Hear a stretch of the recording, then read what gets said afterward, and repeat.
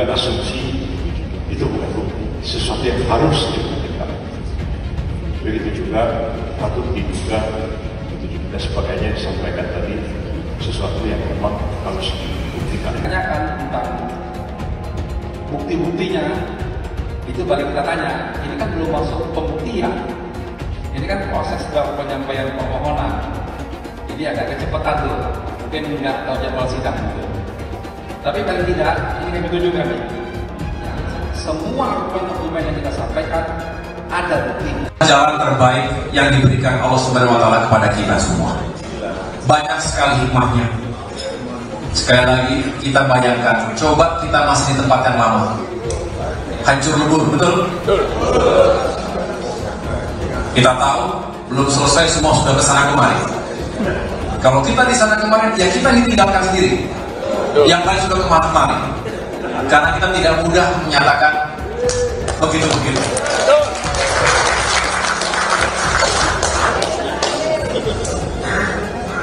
Betul kan? Alhamdulillah Tuhan dengan caranya menuntun kita bersama Bapak Prabowo, dan kita berada dalam kemenangan. Ya, saya lebih baik saya penjara demi untuk kemaslahatan rakyat daripada saya melihat para pengkhianat, pemimpin yang tidak demokratis seperti ini. Yang kita lihat hari ini, yang jelas-jelas sudah ada adu domba antara pihak-pihak yang di sana juga termasuk pengkhianat demokrasi. Betul, disuruh didik ya sekolah oleh orang-orang tuanya, bukan menegakkan demokrasi, tetapi kembali sebagai pengkhianat demokrasi. Saya sangat berterima kasih dan sangat menghargai sikap Nasdem. Setelah pertandingan kita bersaing, tapi kita tetap bersahabat, kita tetap satu keluarga, kita tetap cinta tanah air. Dan sesudah persaingan, sesudah pertandingan, kita bersatu untuk membangun bangsa Indonesia. Itu yang saya Pak Prabowo nawarin ke Pak Surya nggak sih Pak, untuk Pak Surya ayo bergabung? Saya selalu menawari. Saya selalu mengajak.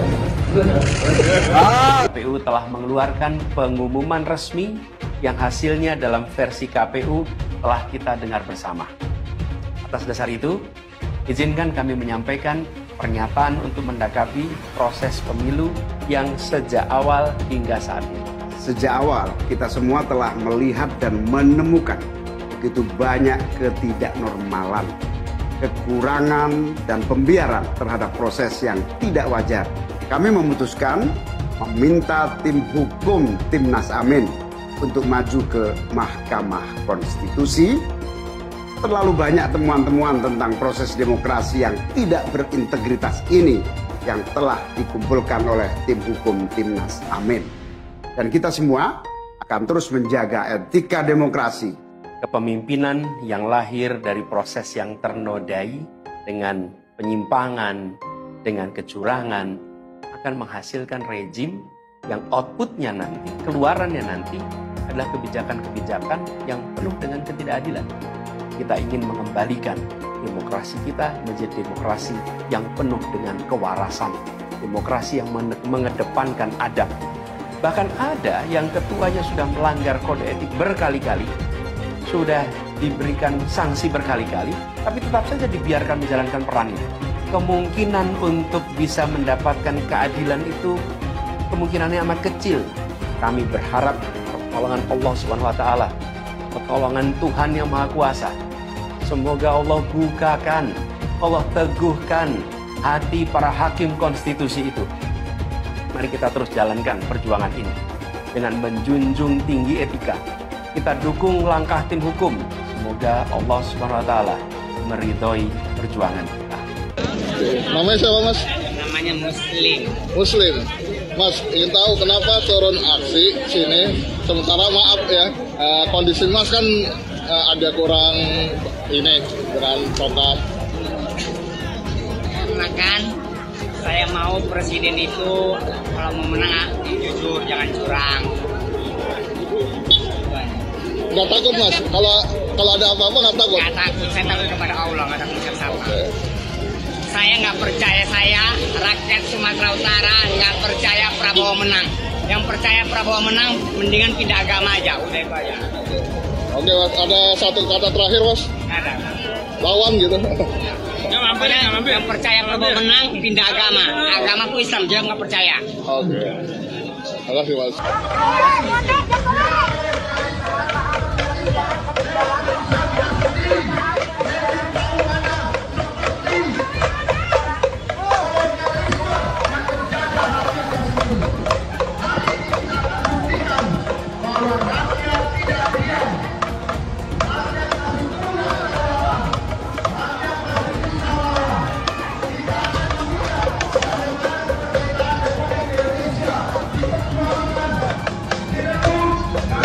Satu hal ya, saya ngomong terus terangnya di sini ya. Itu kalau nanti PKB katanya akan tetap berani mendukung hak angket, ya, itu Muhaimin Iskandar pasti akan menjadi tersangka, ya. Dan siapa yang akan menjadi pengganti Muhaimin, ya? Yang tadi isunya Menteri Agama, tapi sekarang isunya katanya Gus Ipul, gitu kan? Pak Ahok tidak akan pernah bersatu dengan Pak Anies. Sekarang dia bilang Pak Anies tidak negarawan. Mohon maaf nih, saya juga tak setuju terhadap statement Pak Anies yang bilang apa pribumi dan segala macam. Saya sangat tidak setuju, saya mengutuk tuh kata-kata itu. Anies itu kacang lupa kulit. Jadi gubernur kan yang mendukung Prabowo. Tapi nyatanya menjelek-jelekan Prabowo supaya Prabowo tidak dipilih oleh masyarakat Indonesia. Sifatnya memang jahat. Kalau bisa di dalam sini Pengadilan Jakarta Pusat, silakan datang Jokowi. Saya mau ketemu sama Anda. Saya tidak takut ke Anda ini presiden, bukan presiden, tukang sapu kok. Cukup warga Jakarta yang tahu waktu jadi gubernur DKI. Ini yang warga Jakarta coba deh bersuara di sini. Gimana sih Jakarta semenjak kepemimpinan Pak Anies? Coba kalian nilai dari 1 sampai 10. Komen di bawah. Jujur gue kepo banget nih. Biar warga Jakarta sendiri yang nilai. Maju jadi gubernur Jakarta itu isu untuk mengalihkan perhatian dari persoalan pilpres. Seakan-akan pilpres sudah selesai. Ya kan? Anda jangan terjebak. Siap. Ya Pak. Pertama di mana kita ajakannya Pak untuk kerjakan kelas Iya Pak. Tidak ada cerita Ahok dengan Anies. Ketika saya kalah, saya langsung kasih Anies ucapan segala macam.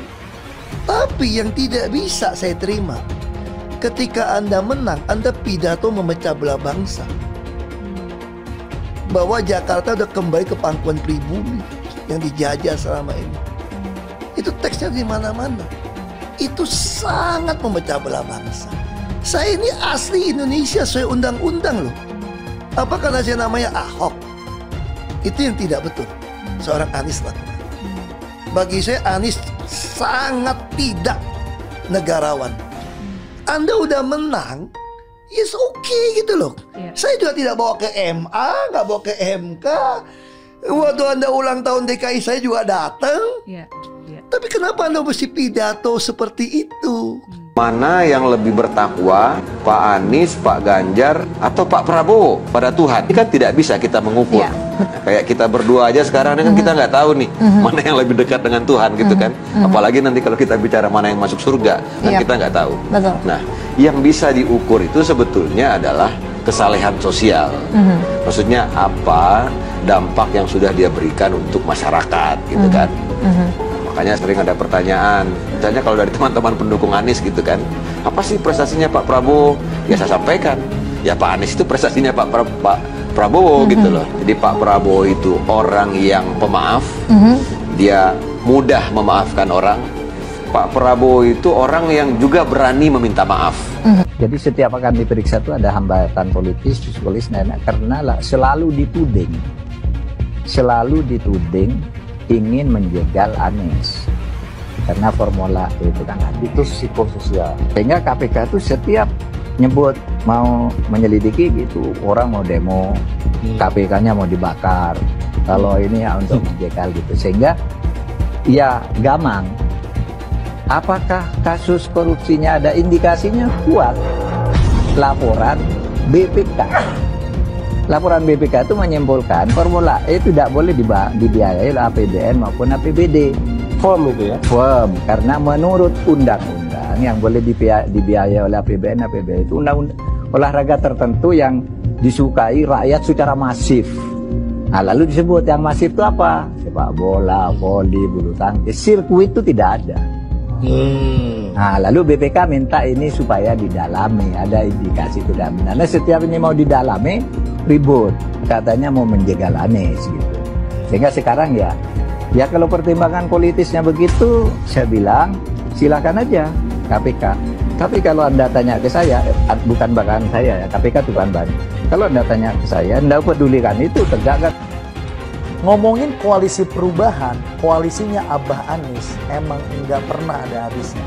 Koalisi perubahan ini solid banget, tapi bukan solid dukung Abah Anies ya, tapi solid untuk merubah. Bulan Februari aja belum selesai, tapi Nasdem sama PKB bau-baunya mau ninggalin Abah Anies nih. Kemarin Pak Surya Paloh ketemu Pak Jokowi di istana, terus PKB santer banget kabarnya bakal gabung koalisi pemerintah. Ini mah karma is real guys. Pas debat kemarin, Abah Anies nuduh Pak Prabowo nggak kuat jadi oposisi.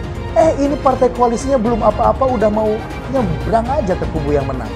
Untuk Abah Profesor Anies Rashid Baswedan, sebelum nasehatin Pak Prabowo, tolong nasehatin partai koalisi Abah Anies dulu ya. Udah, gitu aja lah. Aduh, mohon maaf. Hello, kubu 02. Saya sebutin aja deh, si Gibran dan Pak Wowo.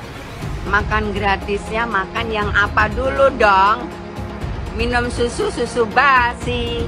Makan gratis makanan apa dulu? Aduh deh, aduh ya Allah. Zaman gini kok makan gratis. Hai, jangan mau dibodoh-bodohin dengan bocah kencur. Bocah kencur yang nggak ngerti apa-apa. Sekolah aja, mohon maaf tanda kutip, mau memimpin negeri terbesar ini. Hai rakyat, sadar kalian. Jangan cuma dimakan gratis. Hello, sadar kalian, cerdas. No. Nggak setuju? Tidak setuju. Makan gratis nggak setuju. Makan gratis kami masih sanggup. Namanya kami makan, kami hidup. Kalau kalian setuju dengan makan gratis, karena hidup kalian berarti tergantung oleh kubu 02. Berarti kalian bodoh. Mantap. Bodoh. Oke Bu. Oke, jangan. Ibunya semangat banget nih guys. Bu, Allah bilang apa? Qatiluhum, lawan mereka. Betul, kita harus revolusi. Allah yang bilang, yu'adzibumullah, Allah yang akan mengazab mereka. Tapi kita harus turun yang banyak. Turun 2 juta orang. Semua nanti tanggal berapa kita rame-rame turun. Ini perintah Allah. Karena mereka sudah zalim, mereka sudah jahat, maka Allah perintah qatiluhum, yu'adzibumullah biaidikum. Allah akan hancurkan mereka. Tapi lewat tangan kita ngapain? Turun ke bawah, kita ikut sama-sama. Ya Rab, aku hadir seluruhnya. Umat Islam, umat-umat yang beriman harus hadir nanti tatkala ada kita akan mengadakan turun ke jalan. Jangan cuma 100.000, 2 juta orang harus turun. Seluruh Indonesia serukan untuk mereka datang. Bahwa ini perintah Allah dan kita laksanakan sami'na wa ata'na. Seharusnya pemilu diulang sampai Anies menang. Rakyat sudah cerdas, sudah pintar, yang tidak mau dibodohi lagi. Orang-orang atau pecundang-pecundang, pengkhianat-pengkhianat bangsa yang merongrong rakyat Indonesia, yang menghancurkan kedaulatan Indonesia. Kami merasa dicurangi. Saya tetap melawan.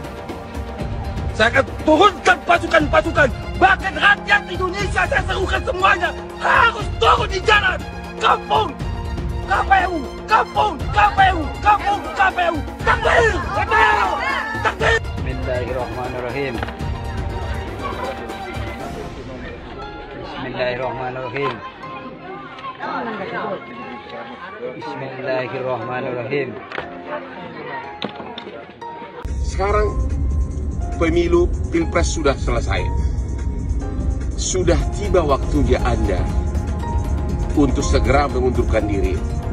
Karena tidak elok dilihat Anda memakai mobil dan fasilitas mewah sebagai menteri, karena Anda ditunjuk oleh Jokowi sebagai menteri, tapi Anda terang-terangan melawan beliau berhaluan politik, berbeda haluan politik. Mundurlah sebagai menteri baik-baik agar Anda terhormat. Yang tersangka setelah Pilpres ini namanya Anies Baswedan dan Muhaimin. Mas Anies pernah terkait dengan dengan kasus Formula E, kemudian Mas Ganjar terkait dengan iktp, kemudian Pak Gus Muhaimin terkait dengan kasus yang lain, dan mereka pernah dipanggil KPK. Nah, kemudian dia jelaskan karena ada proses kasus itu, bisa jadi pasca Pilpres ada yang jadi tersangka. Itu pendapat seorang Fahri Hamzah. Kalau ada proses yang kemarin misalnya tertahan karena kan berdasarkan kebijakan penegak hukum terhadap para calon termasuk para caleg itu dihentikan. Ya, orang yang sudah diperiksa ya dihentikan ketika dapat status sebagai caleg atau capres atau cawapres. Anies Baswedan, ya Nis ya, denger nih. Sebaiknya kau itu jangan terlalu banyak ngomong, jangan terlalu banyak menyindir-nyindir orang, jangan selalu melihat kesalahan-kesalahan orang, seolah kau yang udah paling benar. Semakin kau banyak ngomong, omongan kau itu blunder. Kau sendiri gak ngerti apa yang kau omongin. Sekarang A, besok berubah B. Sebaiknya kau tunjukkan kinerja kau aja, prestasi kau aja apa. Walaupun kau udah jadi gubernur gagal di DKI 5 tahun, nah jangan kau bikin juga gagal Indonesia ini. Ya, manusia yang terlalu banyak ngomong seperti kau itu adalah ciri-ciri manusia munafik. Manusia munafik sangat dibenci oleh Allah Subhanahu wa taala.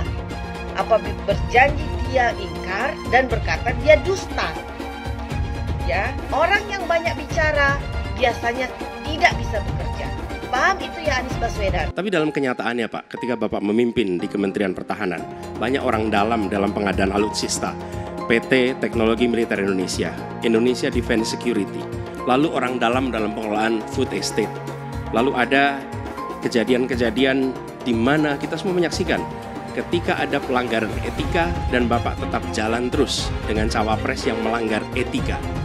Artinya ada kompromi atas standar etika. Standar etika ini fakta.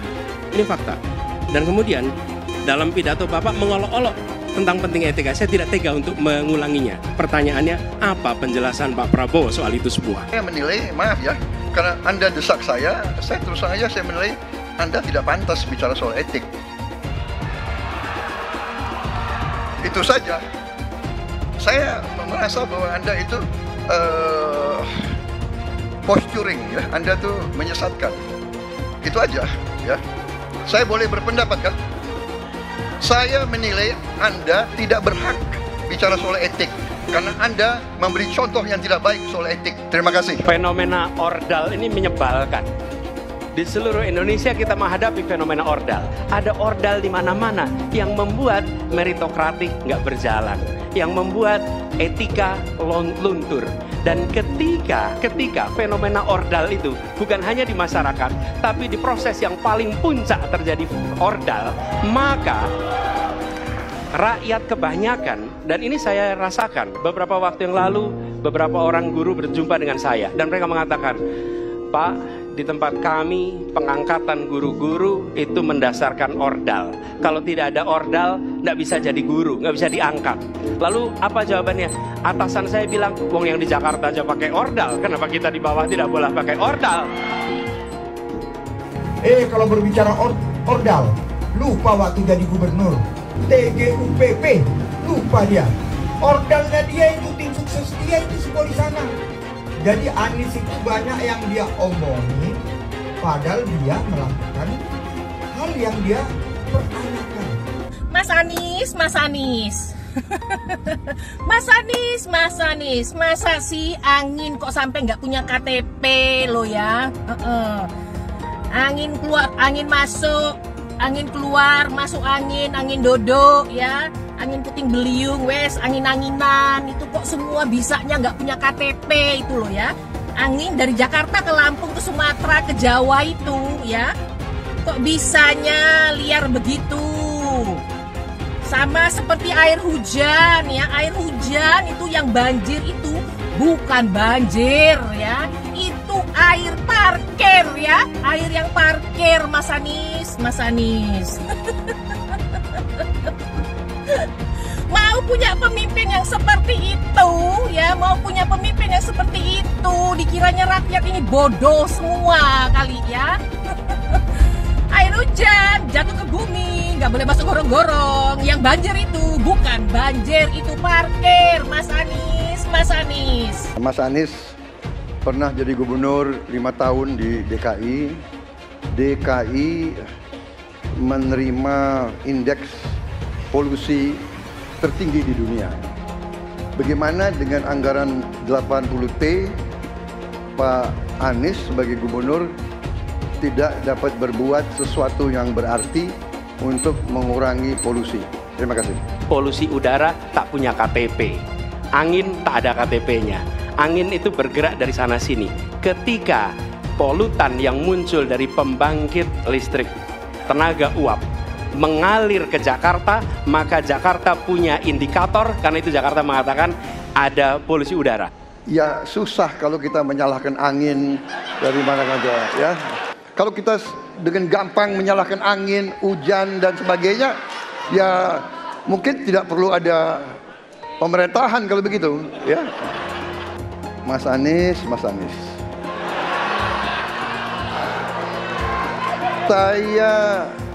Saya berpendapat Mas Anies ini agak berlebihan. Mas Anies mengeluh tentang demokrasi ini dan itu dan ini. Mas Anies dipilih jadi gubernur DKI menghadapi pemerintah yang berkuasa. Saya yang mengusung Bapak.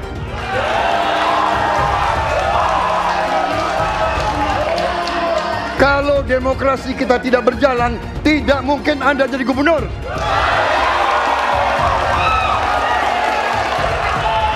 Kalau Jokowi diktator, Anda tidak mungkin jadi gubernur. Saya waktu itu oposisi, Mas Anies. Anda ke rumah saya, kita oposisi, Anda terpilih. Apa yang bisa diharapkan dari Anies? Nggak ada. Jakarta amburadul. Mimpin Jakarta aja amburadul, apalagi mimpin Indonesia. Anies itu perbual. Kayak mana apa karena perbual itu? Pembohong. Pembohong itu Anies itu. Gak usah dengar itu. Nggak layak jadi pemimpin. Apalagi jadi presiden. Di Jakarta aja kamu tengok itu amburadul. Di Jakarta tingkat kemiskinan tinggi. Pembangunan apa yang bisa dibangun Jakarta? Satu puskesmas pun bangunnya nggak ada. Masjid aja nggak ada dibangun. Mau ibadah. Di mana-mana kelebihan bayar. Apa yang bisa dibangun Anies? Satu aja nggak ada. Satu saja tunjukkan apa yang bikin Anies dibangun di Jakarta. Ganjar belum kampanye saja tetap di atas. Apalagi sudah kampanye. Anies yang sudah keliling Indonesia, yang naik jet pribadi, keliling, jangankan naik, makin nyungsep ke bawah. Masyarakat sudah tahu siapa Anies. Anies, siapa belakangnya? Oligarki, satu. HTI, FPI. Masyarakat Indonesia bukan cari orang Yaman. Indonesia cari nyaman. Anies ini keliling-keliling Indonesia mau ngapain sih? Bingung saya ngelihat. Menawarkan perubahan tapi tanpa konsep dan gagasan. Apa yang mau dirubah dan perubahannya seperti apa? Apakah akan merubah negara Pancasila menjadi negara khilafah juga nggak jelas. Jadi perubahan apa yang mau ketawarkan nih? Jadi jangan berharap dapat lotre lah nih tiba-tiba jadi presiden Indonesia. Nggak, Indonesia ini terlalu luas, terlalu besar. Jangan bermimpi lah. Bicara ke sana ke sini keliling Indonesia seolah-olah paham dan mengerti masalah negara. Lawang jadi gubernur aja 5 tahun kamu nggak ngerti masalah Jakarta. Apa yang kamu lakukan dengan Jakarta? Nggak ada nih, nggak ada. Masalah Jakarta segitu banyak tak satu pun yang selesai. Yang ada malah kerusakan bertambah. Anies hendak jadi presiden, hendak mengadakan perubahan. Perubahan apa nak kau buat? Nak kau balik Indonesia ini telontang jadi telangkup. Yang sudah maju dipandang mata dunia, hendak kau manokan lagi. Apa yang makanya kalau nak baca itu pidato tuh, hendak merubah Indonesia, sebutkan apa yang hendak dirubah. Jangan kata rubah ado, tapi yang hendak dirubah tak ado. Serupa dengan rekam jejak. Lihat rekam jejak. Apa rekam jejak kau di Jakarta? Apa yang kau jaga di Jakarta?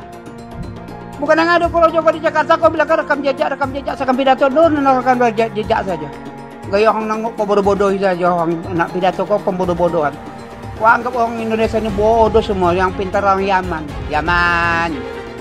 Nantau kau Yaman salah nantau. Bila ingin melihat apa yang akan dilakukan seseorang ke depan, maka lihatlah rekam jejaknya. Karena rekam jejaknya adalah prediktor terbaik untuk masa depan. Saya mensyukuri kenapa kalah, kenapa ditahan. Saya bersyukur atas itu semua. Saya coba bayangkan ya, kalau seandainya waktu itu kita menang gitu ya, hari ini belum tentu kita bisa nikmati seperti ini. Kita bersyukur 5 tahun Tuhan izinkan kasih ke orang yang pintar ngomong untuk kerja. Coba kalau kita bayangkan gitu ya, kalau kemarin saya masih jadi gubernur, ini saya udah turun ini. Tapi yang pintar ngomong itu dikira orang hebat kan? Ini lebih berbahaya tahun 2024, langsung ketahuan karakternya. Langsung ketahuan itu. Di saya juga ada kutipan Pak di kamar saya Pak. Tulisannya, Jakarta telah mengambil keputusan yang fatal. Jangan sampai bapak politik identitas justru menang dengan cara menipu umat Kristen. Jadi kalau sekarang umat Kristen mendukung Anies, mereka akan membayar mahal kerelaannya untuk menukar iman hanya untuk kepentingan sesaat. Kita tahu Anies lahir dari apa? Politik identitas. Yang dia dulu melabeli kafir semuanya kepada yang non-muslim. Saya mintalah kepada muslim yang waras dan kepada kelompok minoritas. Janganlah Anda memilih pemimpin yang berkarakter seperti Anies. Elektabilitasnya Anies merosot ya seiring mulai terkuaknya kontroversi dari kepemimpinan Anies di Jakarta. Gen Z juga tahu kalau Anies adalah sosok yang didukung kelompok intoleran yang membuat Pilgub DKI 2017 menjadi sangat kotor. Politik identitas yang mengarah ke perpecahan seperti yang dikeluarkan pendukungnya Anies, yaitu Kadrun bin Kampret, kafir lah, laknat lah, PKI lah, ya cuma itu doang kemampuannya. Itulah pendukung Anies. Jangan pernah takut melawan kadrun yang cuma pengen Indonesia hancur. Presiden kita ini memecah belah umat. Kalau punya jejak pernah memecah belah umat, jangan dipilih. Kita lihat apakah pemimpin kita, calon pemimpin kita ini ya pernah menggunakan agama sebagai alat untuk memenangkan kepentingannya atau tidak. Kalau agama diperalat untuk merebut kekuasaan, jangan dipilih. Sekali lagi, kalau ada calon pemimpin yang punya rekam jejak memperalat agama untuk kepentingan politiknya, jangan dipilih. Bapak Politik Identitas Indonesia Anies Baswedan, Bapak Intoleransi Indonesia Anies Baswedan, jangan lupakan, jangan terlena, jangan sampai dia pecahkan kita dengan dagangan ayat dan mayatnya. Air itu turun dari langit, turunnya ke atap rumah langsung sumur bor, bukan ke sungai dan ke laut. Saya ingatkan, jangan ada lagi politik identitas. Jangan ada lagi politisasi agama. Penjajahan di depan mata itu di Jakarta. Kita semua pribumi ditindas, kini saatnya kita menjadi tuan rumah di negeri sendiri. Saya bilang, Nis, ente nggak bisa jadi presiden. Kenapa? Karena presiden adalah orang Indonesia asli, saya bilang. Anies, ibunya Arab, bapaknya Arab, kakeknya Arab. Mas Anies nikah dengan keturunan Arab. Menantu Mas Anies, anak Mas Anies nikahnya dengan Arab lagi. Jadi Mas Anies kalau merepresentasikan Indonesia agak kurang ke-Indonesiaannya. Mungkin 3% Indonesia aja yang bisa direpresentasikan oleh Mas Anies. PKI yang kita harapkan, Anies Baswedan yang begitu jelas Islamnya, 4 tahun 8 bulan jadi gubernur. Mana peraturan pergub saja yang melarang miras? Mana perda Islam apalagi? Yang akhirnya tidak berani juga menegakkan hukum Islam. Banjir tetap banjir, macet tetap macet, kriminalitas Jakarta. Anda tahu, 2 menit sekali terjadi pencurian. Sekarang orang sedang euforia, dia mau dicapreskan. Bagaimana umat terjebak lagi, bodoh lagi, masuk lagi. Kalau misalnya memang Anies itu mau maju dan dia tekad mau menegakkan hukum Islam dan menyatakan perlawanan, saya peduli. Tapi dia tidak lakukan itu. Jangan hanya konsentrasi pada pembangunan, benda-benda mati yang indah difoto dan bisa ditunjukkan dalam 5 tahun hasilnya. Kalau kita mau menilai sebuah janji, maka lihat janjinya, lalu lihat kenyataannya. Dulu janjinya apa ya? Dan ini aneh, betul-betul aneh. Ini bukan kampanye, tapi saya sampaikan sini. Di satu sisi menyiapkan jalur-jalur air untuk dikirim ke laut, di sisi lain di lautnya dipasang dengan pulau reklamasi, tinggal tunggu waktu jadi rob, air balik. Dan ini melawan sunatullah. Kenapa? Air itu turun dari langit ke bumi, bukan ke laut. Harusnya dimasukkan ke dalam bumi, masukkan tanah. Di seluruh dunia air jatuh itu dimasukkan ke tanah, bukan dialirkan pakai gorong-gorong raksasa ke laut. Jakarta telah mengambil keputusan yang fatal. Bukan banjir, itu memang parkir air. Bukan banjir, itu memang parkir air. Masyarakat berkeliling dengan membawa toa untuk memberitahu semuanya, termasuk sirine. Ibon 82 miliar. Apa alat transportasi yang dimiliki oleh hampir setiap orang? Alat transportasi yang dimiliki semua orang adalah kaki. Kalau seandainya orang Jakarta percaya Pak Anies jadi gubernur pun, saya berani jamin kok dia akan lakukan normalisasi yang sama seperti saya lakukan kok. Gak usah bohong lah. Ketika air sampai di muara, maka siap untuk dipompa ke laut. Pancasila Soekarno, ketuhanan ada di pantai. Anak Tuhan dari mana? Kalau Yesus anak Tuhan, bidangnya siapa? Besok di seluruh wilayah Indonesia kami katakan damai. Iblis hanya menggoda orang yang beriman. Makanya jarang-jarang orang kafir kerasukan setan. Yang kerasukan setan itu orang baik-baik. Jarang, saya belum pernah nengok Cina kerasukan setan. Pernah tak Ahok itu kerasukan setan? Enggak, setannya juga. Karena sesama setan dilarang saling menggoda. Karena di salib itu ada jin kafir. Haleluya. Kepalanya ke kiri apa ke kanan?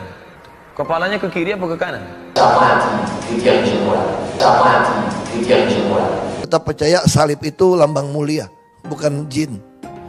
Kok ketawa? Aku nggak nyindir siapa-siapa loh. Saya nggak pernah mundur untuk kebenaran, keadilan, kejujuran dan peri kemanusiaan. Gue nggak pernah mundur. Dan gue nggak pernah takut juga sama lu. Siapapun yang rasis, gue akan hadapin.